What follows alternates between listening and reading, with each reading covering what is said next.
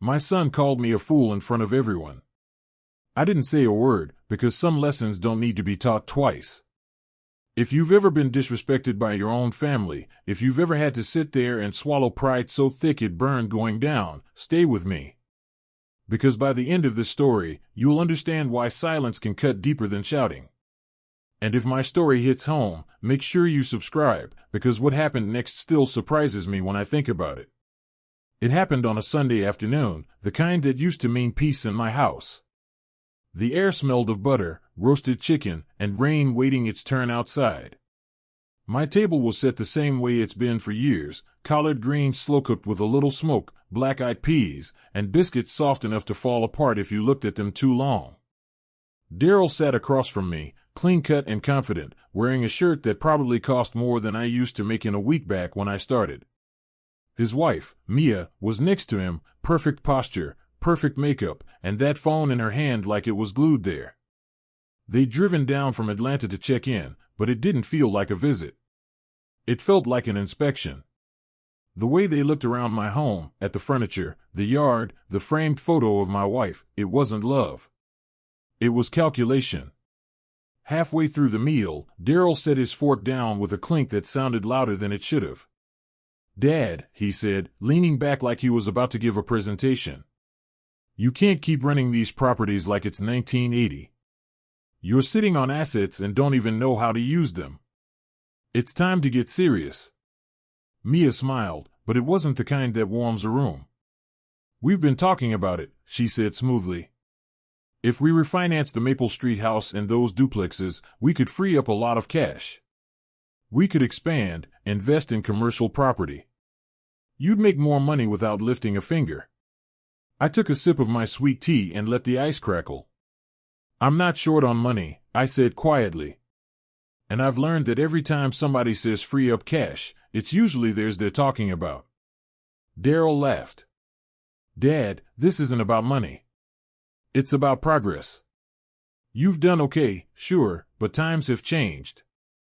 You can't just sit on property and wait for rent checks like it's some hobby. You've got to build equity, make moves. You're missing opportunities." He was talking louder now, not hearing how proud he sounded of himself. Then he leaned forward, elbows on the table, and said it with that tone, that little half-smirk he used to get when he thought he'd outsmarted me as a teenager. "Sometimes I wonder how you managed to build all this without knowing what you were doing. Guess you just got lucky." The room went quiet. Even the clock over the stove seemed to hold its breath. He shrugged, looked me dead in the eye, and said it plain, "You're being a fool, Dad. A straight fool." I looked at him, the boy I taught to tie a tie, who used to ride shotgun in my truck eating gas station peanuts like they were gold. The same boy who once stood on this same porch crying when I left for a week-long job out of town. I looked at him and saw a man who'd forgotten what kind of soil he'd grown from. Mia looked down, pretending she didn't hear, her thumb tapping her phone under the table. I didn't say a word. I didn't need to.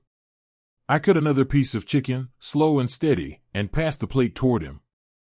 "Eat," I said. "Food's best when it's hot." He blinked, confused. "Dad, I'm trying to help you." "I heard you." I passed him the peas. He shook his head, smiling the way men do when they think they've already won a game they don't understand. "You'll see, Dad. You're too attached to the past. You don't realize how valuable what you have really is." I nodded once. "Oh, I realize." He didn't notice the meaning behind it. He never did. When they finally left, the house went quiet, that kind of silence that feels heavier than noise. I sat at the table, the smell of the food fading, rain starting to tap at the window. "Fool," I whispered once, just to hear the word float and die in the air. Then I smiled to myself, a slow, tired smile, because I knew something they didn't. Some lessons don't come from anger. Some come from patience and paperwork. The following week, the house stayed quieter than usual, not empty, just thoughtful. I've lived long enough to know silence isn't the absence of sound, it's what comes after people show you who they are. Most mornings, I still woke early. Habit doesn't check the calendar. I'd brew my coffee black and strong, eat 2 slices of toast with a little honey, and step outside to watch the fog roll off the pecan trees. There's peace in those first few minutes of the day, when the world hasn't made up its mind yet about who it wants to be. By the third day, I got a call from Daryl. His voice was light, careful. That's how you talk when you think you've gone too far but don't want to admit it.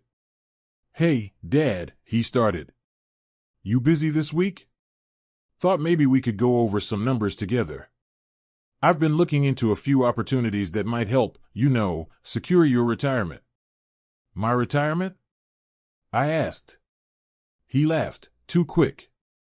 "Yeah, just making sure everything's set. You've got a lot of moving parts, properties, tenants, that sort of thing. You don't want to juggle all that forever." "I manage fine," I said. "Always have." I know.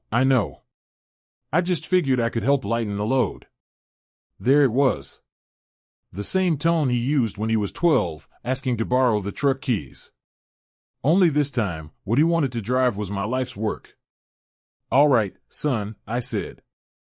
"You come by Saturday. We'll look over what you need." When I hung up, I didn't feel angry. I felt settled. Like I was watching a train rolling toward a curve I'd already fixed the track for. Saturday came easy and slow. I spent the morning tightening the hinge on the screen door and oiling the gate latch that sticks every spring. By noon, Daryl's silver SUV pulled into the driveway, shining like it had never seen dust. He stepped out carrying a leather folder under his arm, the kind realtors carry when they want to look smarter than they are. Mia wasn't with him this time. That told me 2 things. Whatever he planned to say, he wanted to sound serious, and he didn't want her interrupting. "Afternoon," I said, nodding toward the porch. "Hey, Dad." He smiled too wide. "Nice day, huh?" I motioned toward the chairs. "Sit down before the day changes its mind."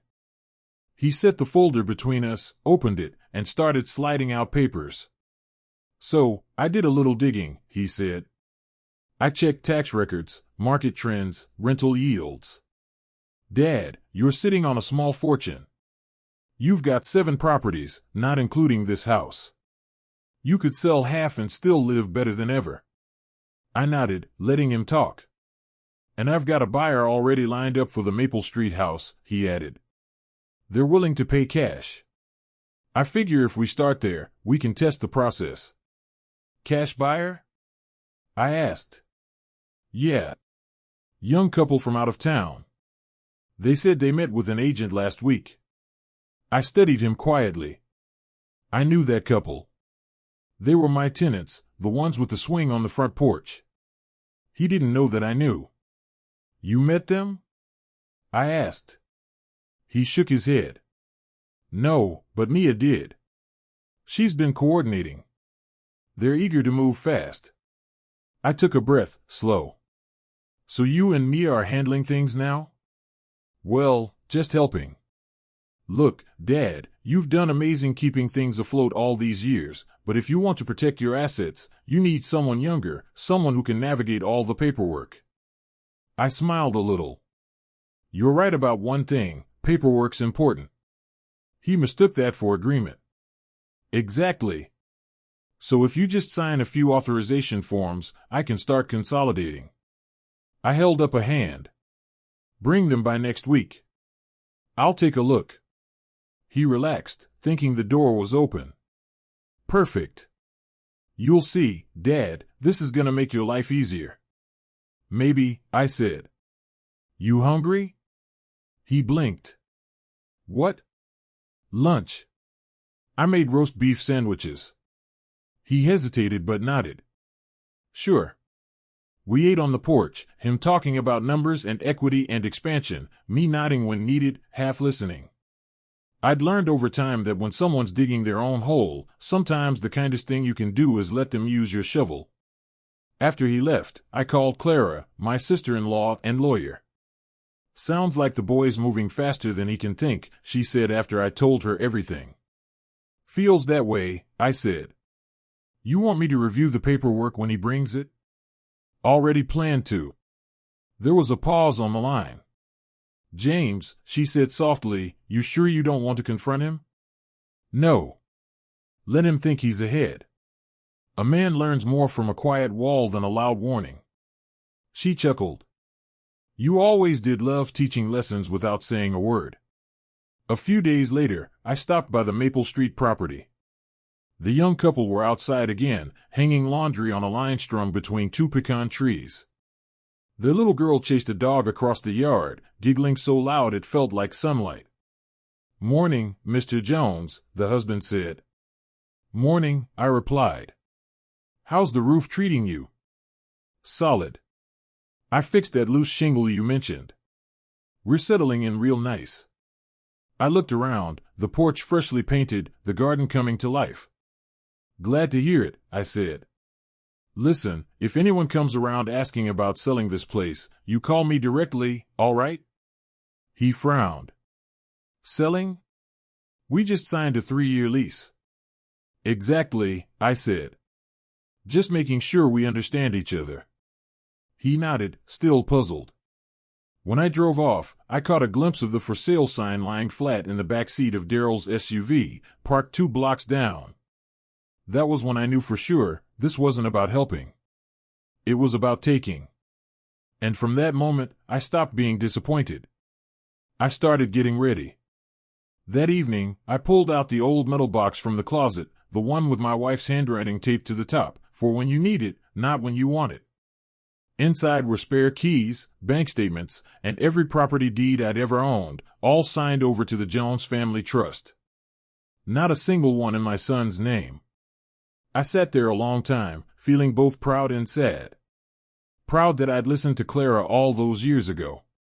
Sad that it was my own son who'd made the precaution feel necessary.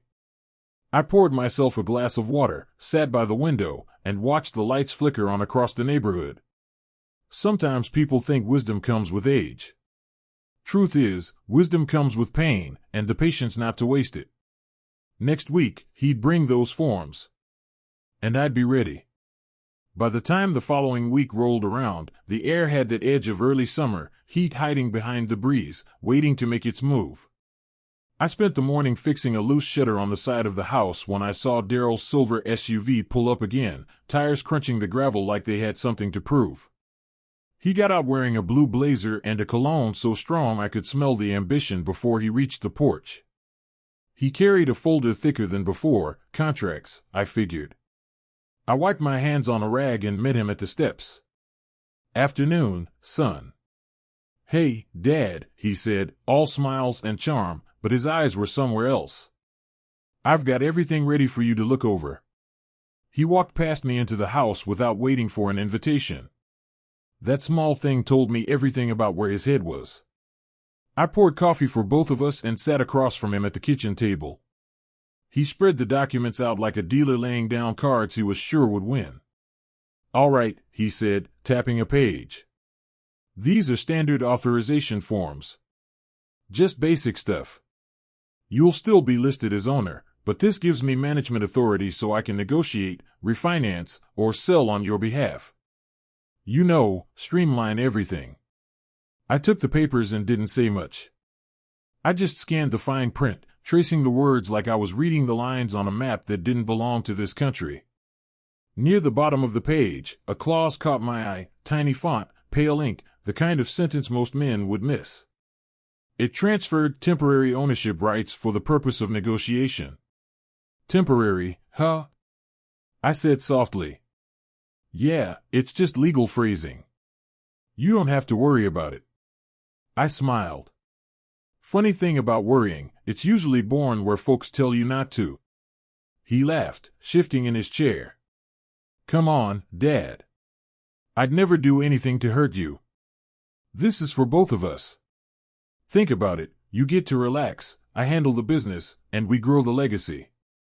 You always said family comes first, right? I nodded. I did say that. But what I didn't say was that family can't come first if respect comes last.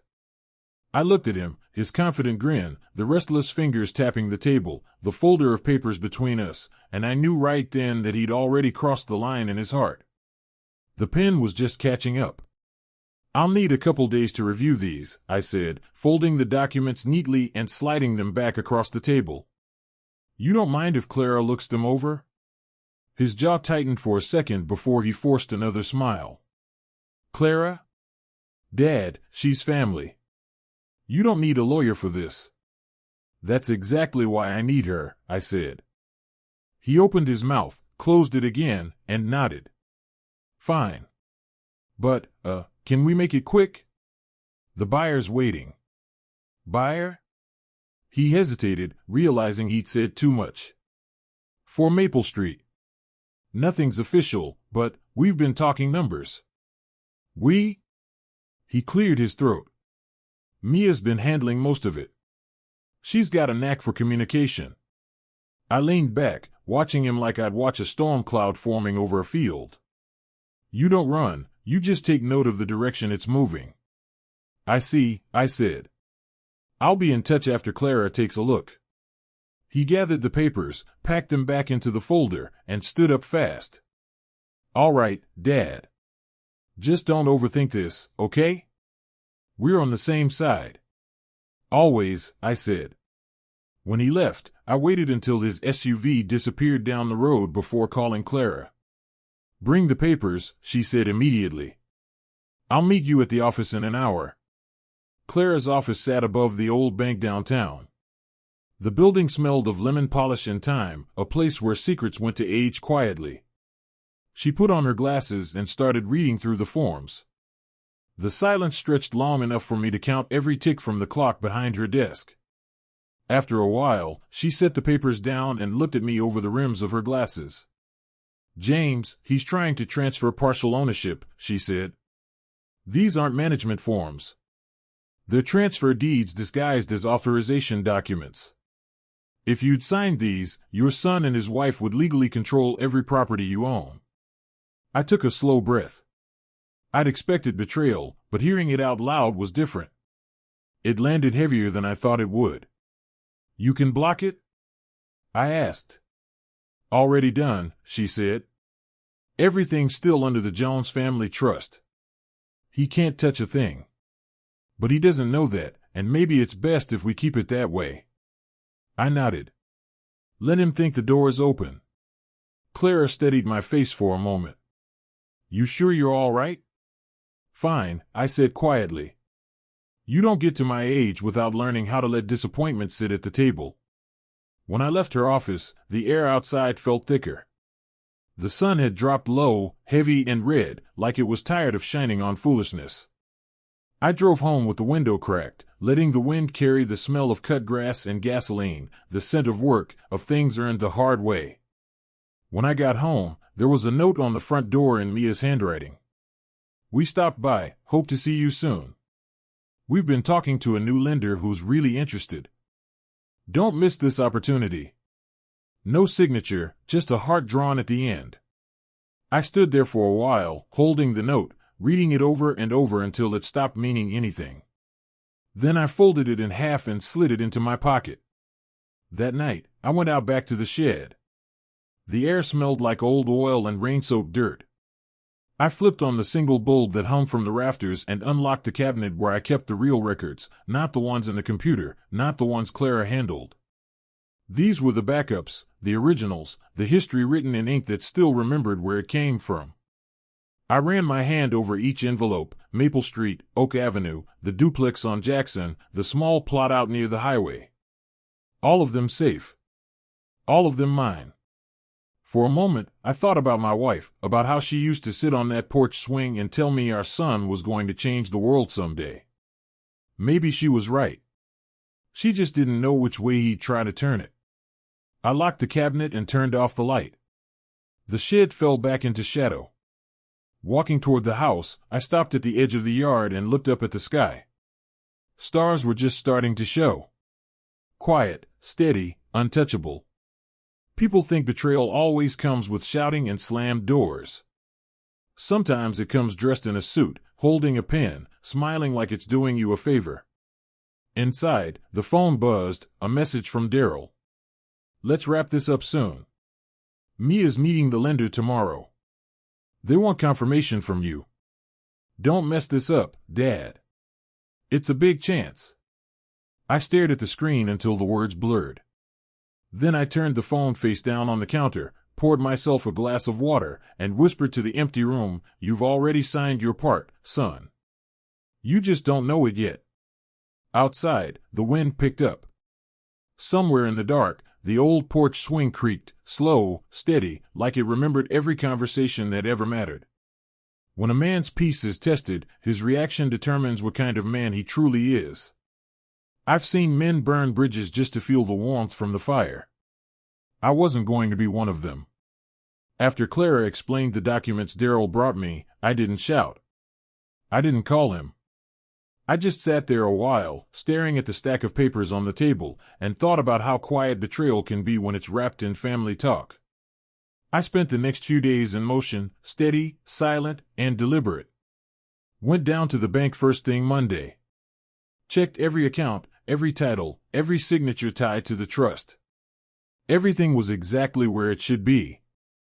Then I paid a visit to the county office, just to make sure nothing new had been filed under my name. Nothing. Clean as sunlight on glass. When I left that building, I felt something I hadn't felt in weeks: control. Not pride, not revenge. Just calm control. By Thursday, Daryl called again. His voice was easy, cheerful, maybe even a little smug. "Dad," he said, "we're almost ready to move forward. The buyers are visiting this weekend. They're serious about the Maple Street place. Once they see it, we'll be signing papers. I'll take care of everything for you." I let him talk. When a man's too busy hearing himself, he won't notice you learning his rhythm. "That's fine, son," I said. "You do what you need to do." He paused, maybe expecting resistance. "You mean it?" "Sure," I said. "Just make sure you're ready to explain everything when the time comes." He laughed. "You'll be proud of me, Dad." "Maybe," I said softly. "We'll see." When I hung up, I looked out the window at the yard. The pecan trees were heavy with shade, and the swing swayed a little in the wind. My wife used to sit there when she needed to think. I imagined her watching me now, nodding once, the way she used to when she knew I had something planned but wouldn't say it out loud. The next day, I called Clara. "He's going through with it," I told her. She sighed. "You want me to step in?" "Not yet. Let's make sure the lesson's public. If he wants to play businessman, he should learn how it feels to hold a meeting he doesn't control." She chuckled. "That quiet revenge of yours, sometimes I think you missed your calling as a judge." "I just learned early," I said. The louder a man brags, the harder silence hits him when it answers back. We set a plan. I'd let Daryl believe I was going along with the sale. He'd invite the family to a celebration. And when the moment came, Clara would arrive with the documents to set things right, not for me, but for the truth. That weekend, I made a show of being agreeable. Daryl came by Friday evening with a bottle of wine and that salesman grin that never quite reached his eyes. "Dad," he said, "you're gonna love this. These buyers are serious." I told them how valuable the place is, how you built everything from the ground up. "You'll see, this is just the beginning." I nodded, keeping my voice slow and steady. "You've been working hard. I'll give you that." He smiled wider. "So, we're good to move forward?" "Go ahead," I said. "You do what you think is best." He exhaled with relief, thinking he'd won something. "Thank you, Dad. You won't regret this." I smiled a little. "I rarely do." He didn't hear the meaning. After he left, I sat on the porch long after sunset. The air was thick with crickets and the smell of honeysuckle. I thought about the first house I'd ever bought, a one-story fixer-upper with a leaky roof and a cracked front step. Daryl had been 10. I'd taken him with me to pick up lumber, taught him how to measure, how to paint, how to take pride in what you repair with your own hands. And now here he was, trying to sell it like it was just a number on a spreadsheet. I wasn't angry anymore. I just understood. Some people confuse inheritance with entitlement. They think love is supposed to sign over everything you've earned. I took a slow breath, the kind that clears your chest. Then I stood, went inside, and pulled out the lockbox from the closet. I checked each deed again, not because I doubted Clara's work, but because a man rests easier when he sees the proof for himself. Every property still read the same name, the Jones Family Trust. Every line in order. I placed the papers back, closed the lid, and whispered to myself, let them talk. The truth's already signed. On Sunday morning, Daryl texted me again. Big day tomorrow. We're throwing a cookout after the meeting. Everyone's coming. You'll love it. I stared at the message for a long time before replying. All right. I'll be there. I didn't tell him Clara would be there too. That night, as I stood outside under the stars, I thought about something my father once told me, never rush a fool into learning. Let him meet his own mirror. That mirror was waiting for Daryl, and he didn't even know it. I walked back inside, turned off the porch light, and let the house settle into silence, the kind of silence that doesn't mean peace, but preparation. The next day, I polished my shoes, pressed my shirt, and laid out my old leather hat on the table. It wasn't armor. It was ceremony, a reminder of the kind of man I wanted to remain while the world around me made noise. As I left the house, I locked the door twice, not because I was afraid of losing what was mine, but because I knew how much louder the truth sounds when it's been protected this long. By noon, the stage was set. Daryl thought he was walking into a victory. I knew he was walking into a mirror. And this time, I wasn't going to say a word. Sunday came bright and sharp, the kind of day that pretends it's gentle before showing you its teeth. By noon, the park was full, tents up, music playing, laughter rising from the grills. My family knows how to make noise. But that day, the noise had a different kind of weight. You could feel it in the air, like something was about to change hands, even if nobody knew what yet. Daryl had gone all out. There were balloons, banners, and a big white sign behind the picnic tables that read Jones Investments, a family legacy expands. He moved through the crowd like a man rehearsing for a role he hadn't earned. Shaking hands. Clapping backs. Talking about opportunities and growth. Mia was right there with him, all smiles and charm, telling my cousins about how we're moving into a new chapter. I sat under a tree near the back, wearing my old hat and holding a paper plate of ribs I didn't plan to eat. I was there to watch, not to participate. Every now and then, someone would stop by my table. "James, you must be proud of your boy," they'd say. I'd nod, the way a man does when pride's been replaced by something quieter. "He's doing something," I'd answer. And that was truth enough. Around 2 o'clock, Daryl stood up on one of the benches and called for attention. His voice carried easy, he'd learned how to make confidence sound expensive. "All right, everybody. If I can get your ears for a second." The chatter died down, and all heads turned. He held up a glass of lemonade like it was champagne. "Today's not just another cookout.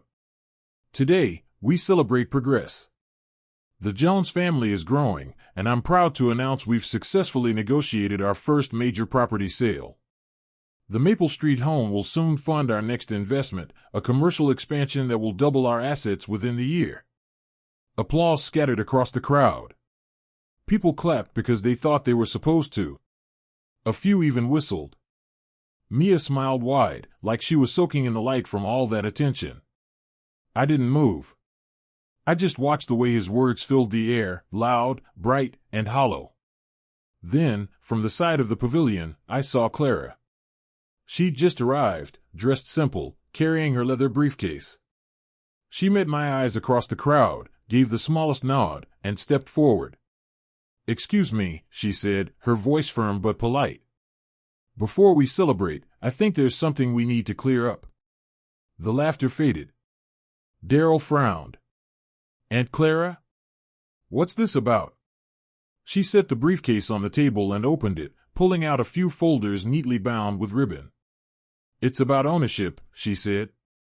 Because before we start calling something progress, we ought to make sure we know who actually owns what. Murmurs rippled through the crowd. Darrell tried to laugh. Clara, come on. Not today, all right? This isn't a board meeting. I agree, she said calmly. It's not. It's a family gathering, which makes it the perfect time to clear up a family misunderstanding. She unfolded one of the documents and held it up for all to see. Every property you've just mentioned, including the Maple Street house, is legally owned by the Jones Family Trust, established by James Jones 12 years ago. Any attempt to sell, refinance, or transfer those properties without authorization from the trust is null and void.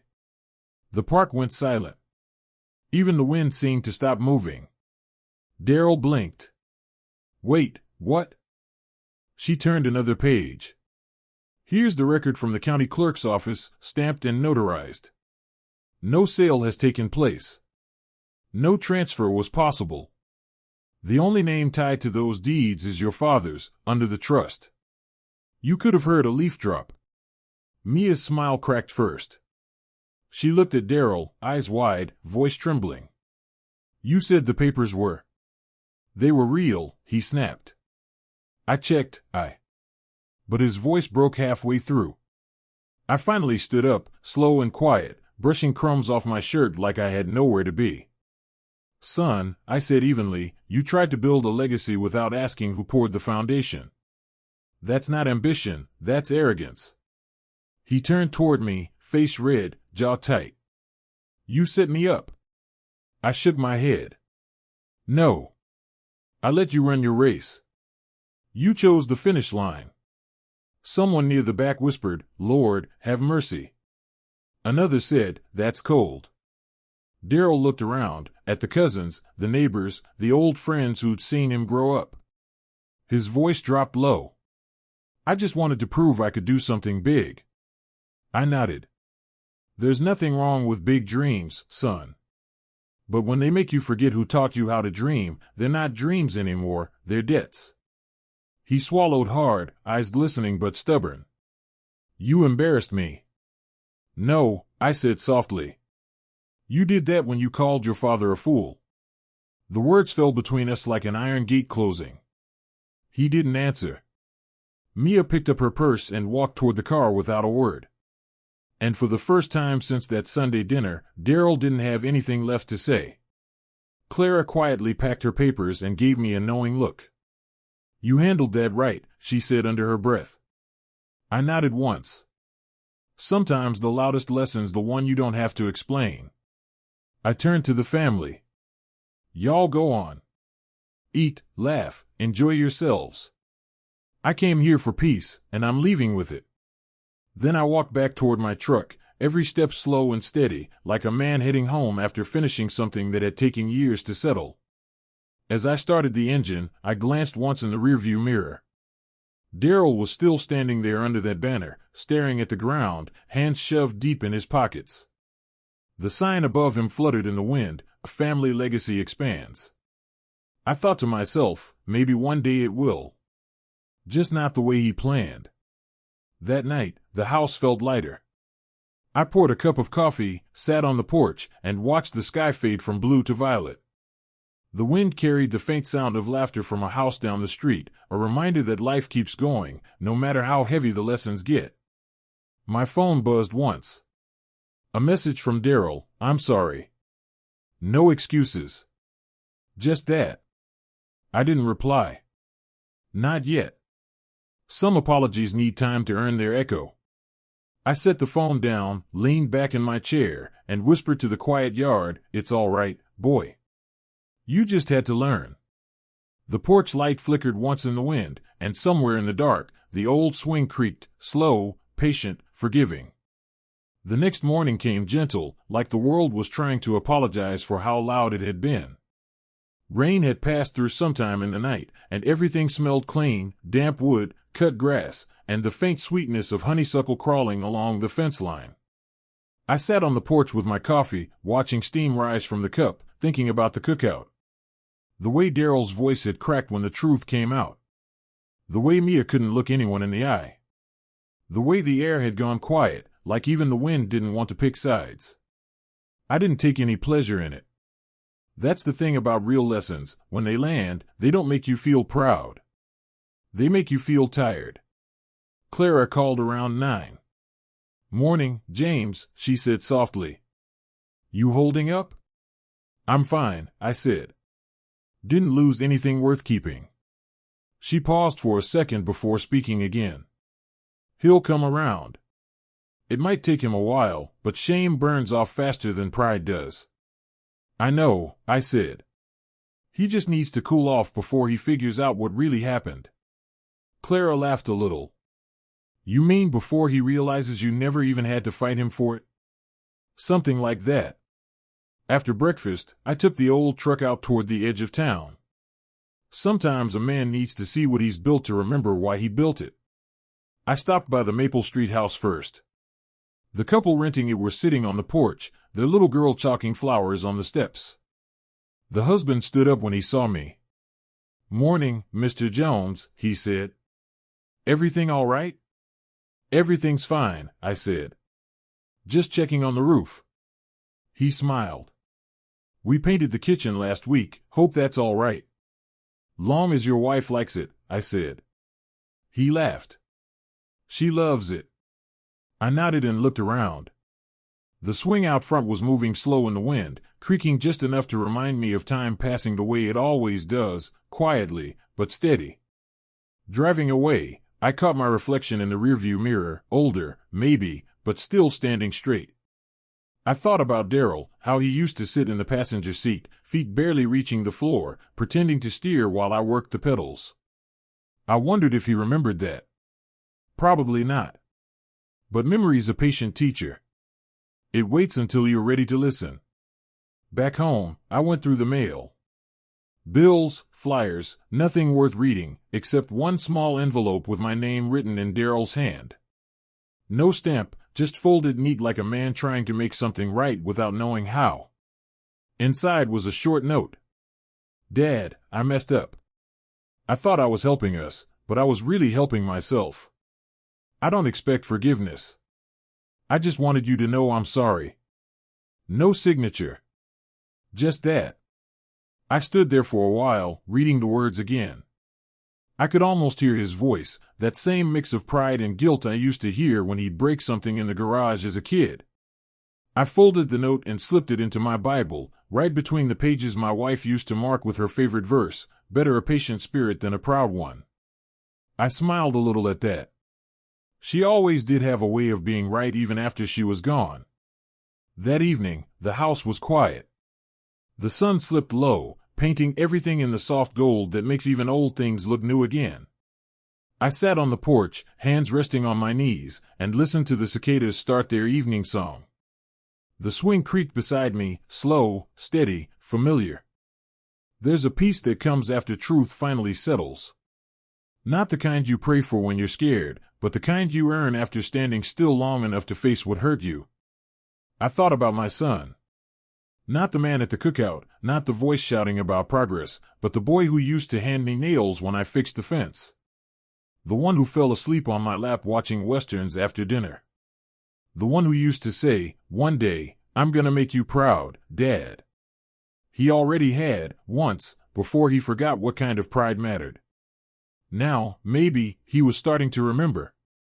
Later that night, as the sky deepened into that dark blue that belongs only to men who can't sleep, I found myself speaking out loud. Not to anyone. Just to the air, maybe to her, my wife. I didn't embarrass him, I said softly. I just told the truth the way you'd have wanted me to. He's still our boy. He just had to trip over himself before he learned how to walk straight again. The wind stirred a little, brushing through the pecan trees, and for a second I could have sworn I heard her laugh. That quiet, knowing kind of laugh that says, "You did all right." When I finally went inside, I stopped by the table where the trust documents still sat in a neat stack. I touched the top page with 2 fingers and whispered, "Not for me. For whoever comes next." Then I turned off the light, let the dark fill the room, and walked to the doorway. Before I went to bed, I glanced once more through the window. Across the yard, the swing moved gently in the wind, empty but alive, like it was still waiting for something, or maybe someone, to sit down and start over. Maybe one day, Daryl would. But for now, peace would do.